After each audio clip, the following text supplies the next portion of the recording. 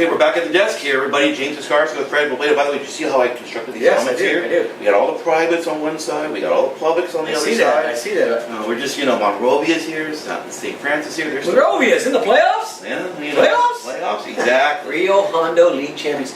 Which means we're talking about the Star News area, James. Yep. And, man, I've been around a long time. I can't remember that there have been this few teams in the postseason than this year. There are only 7 teams from the Star News area in the CIF playoffs. And one of the because you don't get 3 teams from every league anymore, it just kind of shows you that Pasadena, I think at the very top, when you talk about St. Francis, you've got a great team, but it's starting to slide off from there after that. I wonder how many teams are going to get through this opening round on Friday night, and we'll go over them right now. The major storyline, there's no question about it, folks, is St. Francis in Division 3. They were hosting, once again, Lucerne. It was a rematch back in Week 2 in which St. Francis won. Yeah. But these are 2 totally different teams. Their mindsets are totally different. Lucerne is on a 4-game winning streak since they lost to Santa Fe. And St. Francis coming off one of those gut-wrenching losses to Cathedral that could, potentially ruin them. I don't think so. Because, Cathedral's in Division 2, and I don't think there's a team like Cathedral in this division. Even Charter Oak. Cathedral's probably a better team than Charter Oak, and they went toe-to-toe with Cathedral for most of that game. So, I still like St. Francis's chances. What I don't like, they're going to have to go against, they have to go against Lucerne. And that's a team that they beat earlier in the year, and I still think they're going to beat Lucerne. Lucerne losing that game to Santa Fe. I realize they went through the rest of the Del Rio League, and it looks like, hey, did they get their mojo back? They're still the same group of guys that are going to play them. It's still going to be at St. Francis, and I think this will just be an extension of the first game. I really do. And then it gets tough for them, because then you could possibly have Citrus Hill in the second round, and then we'll find out if St. Francis has a real shot at winning this division. St. Francis would play Citrus Hill on the road, and that's not an easy road trip. Yeah, they lost the coin flip. They lost the coin flip, so that is a very tall order in a very competitive division. One thing to also keep in mind with Lucerne, they run the wing tee. Jim's teams, the Bonds' teams, have been practicing spread teams for the past 7 weeks. Now you got to come back, and he even mentioned this on the teleconference yesterday with the reporters that it would be tough just because you got to get back to the grind of figuring out the wing tee, so to speak. Yeah. It's a challenge, but they should get it done. And Darius Parantis is the way that he's performed from that game till now, his improvement. Jim's been so satisfied with the way he's done things. Another team, Fred, that is going to be in tough possibly on Friday night is San Marino. They play the Summit in Division 8. They are the second place team. This is going to be a contrasting game in styles here.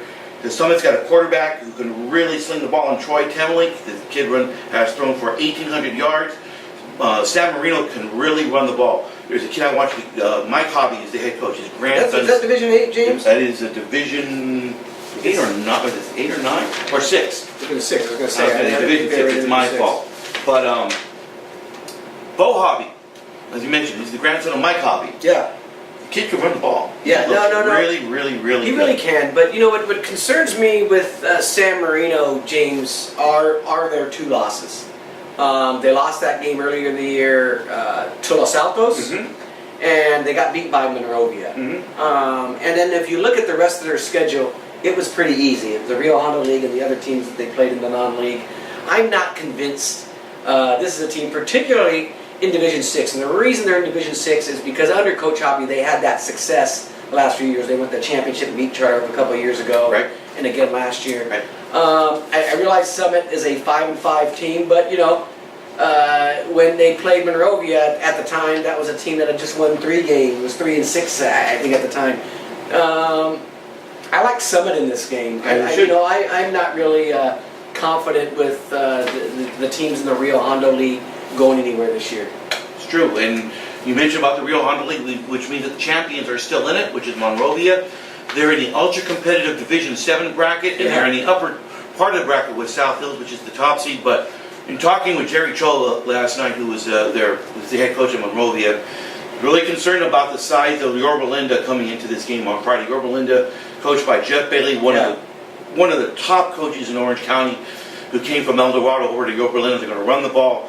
And for a team that's not as depth-wise, is not as deep as Monrovia is, this is a problem. Well, believe me, if you're Yorba, when these brackets came out and you saw Monrovia was the league champion you're going to face, secretly these guys started celebrating. Yeah. Imagine all of you know in the NCAA tournament basketball when they show the pictures of those teams, they say, who are you going to get in the first round? There's Yorba jumping up and down and screaming, we got Monrovia, we got Monrovia. Right. Because look, you're playing a team that is 4-6, whose only wins came in a week Rio Hondo league. They couldn't do anything outside of non-league. And it's not like they played a bunch of world beaters in non-league, James. In some of those games, they not only lost, they got handled. Yep. So, Lord, a team from Orange County who probably does have a little bit more athleticism and size. I like them in this spot too. We're going to talk quickly about Maranatha. They got in at the last moment to make the playoffs in Division 9, if I'm not mistaken. Yeah. Fred, and they will be facing San Bernardino Aquinas, which is the top seed in the division. Yeah, good luck. Yeah. They have a great running back, by the way, in Braden rankings. The kid has rushed for almost 2,000 yards. Yeah, it's going to be a tough game. Yeah, and you figured whether it was Maranatha, Muir, or whoever got in and had to go against Aquinas, a top seed, it was going to be a tall order. And Maranatha, in their step-up games this year, has really gotten handled. So I don't, even the magic of the great Steve Bogan isn't going to save them in this one. I don't think so either. One of the losses they have is to Pasadena Poly. Yeah. And in Division 10, Pasadena Poly has a home game against Montebello. You believe this game will be played at South Pasadena High School? Yeah, it'll be played at South Pasadena High School. Poly's 8-1-1. Montebello is 7-3. I think it's going to be a more competitive game. We talked to Will Hernandez, who covers Whittier, on Sunday when the brackets came out, and he liked Montebello pretty handily because he's seen both of these teams. He was at the Prep League Championship. Those Poly teams, they, not only did they play both sides of the ball, they played multiple positions on both sides of the ball. Like Chris Shimoki, their coach, was telling me on Friday at the Pasadena Quarterbacks Luncheon. They play everywhere. They expect to play everywhere. That's just the way it goes. Montebello is probably too physical for them, James, and wear them down. I like Montebello in this game to upset the Prep League champions. I just want to go on one point here, Fred. You've been around the Pasadena area a lot more than I have. Rio Hondo Prep and Pasadena Poly. These are two programs that lie under the weeds, with the Muirs, the Arcadias, but these guys know how to win. Yeah, they know how to win, James. And look, but it's always been against like schools. I've covered Poly when they played for championships. Like I said, Rio Hondo Prep is one of the winningest programs in CIF section history because they used to be 8-man football and they won a lot of the Division 13 titles. And that's where these teams should always be, to be honest. This new realignment punishes teams like that. Putting Poly in Division 10, they shouldn't be a Division 10 team. It's not a team that recruits. It's not like one of these small schools like an Oak Park or like an Oaks Christian that may have a similar number in their student body that recruits super D1 kids. It's not like that. So I like Rio Hondo's Prep's chances in Division 13 to go a round or two more than I do Pasadena Poly's. And if you look at Division 13, who do they play a Zeus on Friday? They play a Zeus on Friday, and Rio Hondo Prep is going to win that game. There's three teams in the Pasadena Star-News area that are going to win this week, James. One is going to be St. Francis, two is going to be Rio Hondo Prep, and the third is going to be Arcadia in Division 11. And we could talk about that game right now. Yeah. It's not an easy game either. No, it's not. But I do think that Arcadia is going to be good enough to get that game. Okay, we have three things we want to mention here about Arcadia. One, and I mentioned this in our Periscope show on Sunday, and I want to repeat it again. On our video, on our YouTube account, you can go back to week 0. When we talked about when one of our 2-minute drills was Covina versus Arcadia. Or I think it was week 1 or whatever. I forget which week it was. There was one guy on the show who said, keep your eye on one team that's going to do some damage this year. And actually it was Arcadia versus LaSalle. It was you right here. Yeah. And the words have come to fore because Arcadia is a much different team now going into the playoffs than when I saw them back in week 0 when they played LaSalle. Yeah. And that says a lot. And part of that carryover, and I think I need to give my old colleague Aaron Talegian some credit for that. He was the one who kind of pushed that, saying, hey, Arcadia, they got a few guys in from the Pasadena area, and I know when Aram brought that up, and I think he wrote it in a column at a time. I think some of the Arcadia coaches, Coach Pollocky, might have took a little exception to that because they don't feel like they're a school that recruits. Well, and we're not saying that they do, but the fact is they did have some game changers come into the area to their team. And at a school like that, it makes a big difference. When you play in Division 11 in high school football, you get 2, 3, or 4 guys, changes the whole dynamic of your team, and they became a lot more athletic. And I'm talking about their running back, Rolander Whitner. Yeah, I mean, love that kid. He is an automatic game changer. And you put a guy like that, a Division 1 talent in Division 11. They can control games by themselves. It reminds me of back in the day when Temple City had a guy like Desmond Reed, and you could just control everything, you know?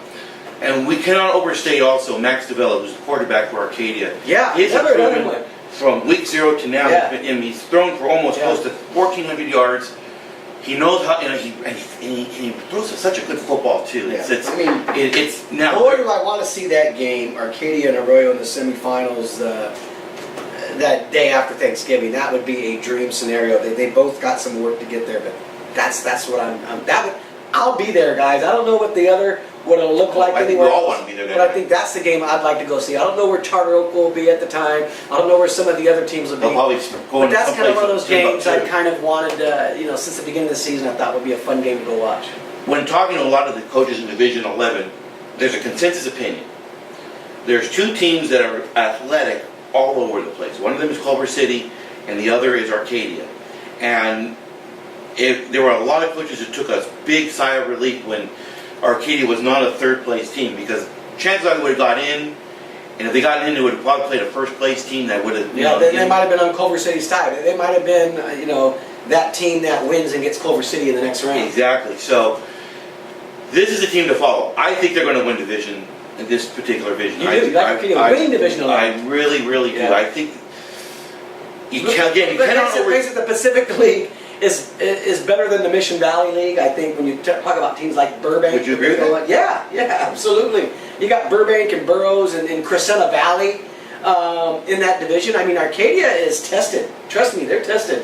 And they beat Monrovia pretty handily early. And there's a belief level with that program at Arcadia.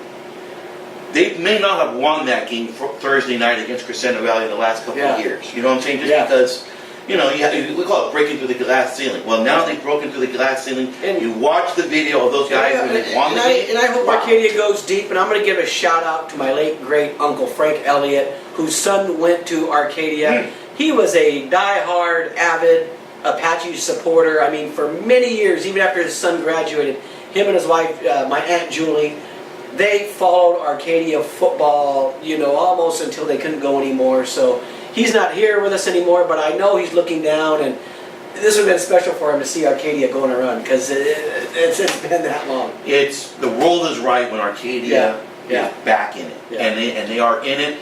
Who was their longtime head coach when you were around? Such a great guy, and his name just. Well, you're not talking about Don DiMalante, are you? You're talking John DiMalante. Yeah, I saw him at the quarterbacks club meeting on Friday. He's a really great guy. He was funny. He was the quietest guy ever. When you went to interview him, it was hard to get 5 words out of him. But sometimes once he got rolling, he was great. I mean, he would give you some of the greatest stuff. Well, here we are, folks. It's that time of year again, and we've said it before. We're going to continue to say it again for the umpteenth time. Make sure you're following Fred and myself. Will Hernandez covers the Whittier area. We have a bunch of staffers who will be at the games Friday night on our social media accounts on Twitter and Facebook. This is it. Win or go home. We hope to be doing this next week. I hope we're doing this next week. We'll be doing this next week. I hope so. But again, we wanted to just touch upon all the Pasadena area teams that are in the playoffs. Good luck to everybody on Friday. We'll see you at a game, and make sure you're following us on our social media accounts all week. Thank you, everybody.